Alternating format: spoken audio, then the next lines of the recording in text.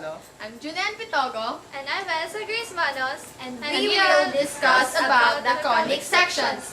Enjoy! The conic section. A conic section, or just conic, is a curve obtained as the intersection of a cone with a plane. In analytic geometry, a conic may be defined as a plane algebraic curve of degree 2. There are a number of other geometric definitions possible. One of the most useful, in that it involves only the plane, is that a conic consists of those points whose distances to some point, called a focus, and some line, called a directrix, are in a fixed ratio, called the eccentricity. Traditionally, the three types of conic sections are the hyperbola, the parabola, and the ellipse. The circle is just a special case of the ellipse and is of the fourth type of conic section. The type of a conic corresponds to its eccentricity. Those with eccentricity less than 1 being ellipses, those with eccentricity equal to 1 being parabolas, and those with eccentricity greater than 1 being hyperbolas. In the focus directrix definition of a conic, the circle is a limiting case with eccentricity 0. In modern geometry, certain degenerate cases, such as the union of two lines, are included as conics as well. The hyperbola. A hyperbola is a type of smooth curve lying in a plane defined by its geometric properties or by equations for which it is a solution set. A hyperbola has two pieces called connected components or branches that are mirror images of each other and resemble two infinite bows.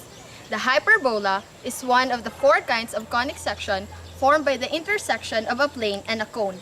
The hyperbola is centered on a point H and K, which is the center of the hyperbola. The point on each branch closest to the center is that branch vertex. The vertices are some fixed distance, A, from the center. The line going from one vertex through the center and ending at the other vertex is called the transverse axis. The foci of a hyperbola are inside each branch, and each focus is located some fixed distance, C, from the center. The values of A and C will vary from one hyperbola to another, but they will be fixed values for any given hyperbola. The parabola. A parabola is a conic section created from the intersection of a right circular conical surface and a plane parallel to a generating straight line of the surface. Another way to generate a parabola is to examine a point and a line. The locus of points in that plane that are equidistant from the both line and point is a parabola.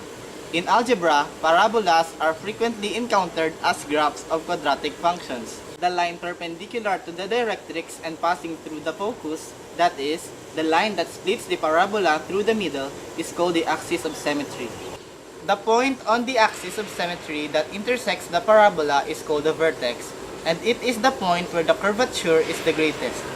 The distance between the vertex and the focus measured along the axis of symmetry is the focal length. Parabolas can open up, down, left, right, or in some other arbitrary direction.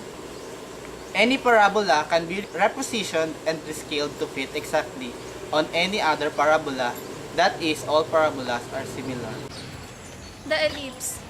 An ellipse is a smooth closed curve which is symmetric about its horizontal and vertical axes. The distance between antipodal points on the ellipse, or pairs of points whose midpoint is at the center of the ellipse, is maximum along the major axis or transverse diameter, and the minimum along the perpendicular minor axis or conjugate diameter. The foci of an ellipse are two special points, focus 1 and focus 2, on the ellipse major axis and are equidistant from the center point.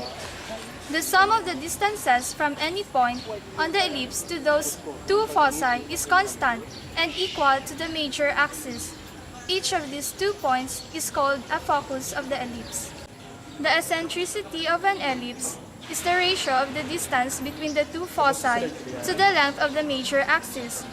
For an ellipse, the eccentricity is between 0 and 1. When the eccentricity is 0, the foci coincide with the center point and the figure is a circle. As the eccentricity tends towards 1, the ellipse gets a more elongated shape.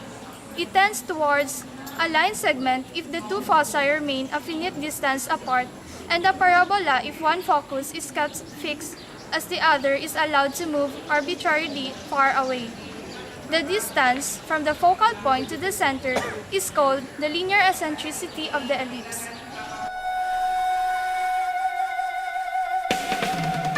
The parabola. A parabola is a conic section created from the intersection. Chasel! Chasel! Chasel! Chasel! A hyperbola is a type of common chord.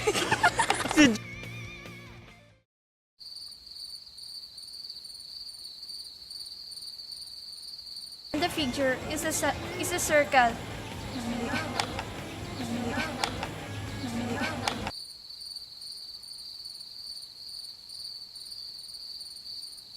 Jomel!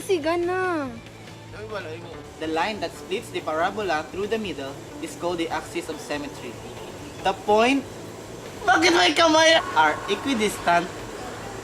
You freak! You freak! You freak!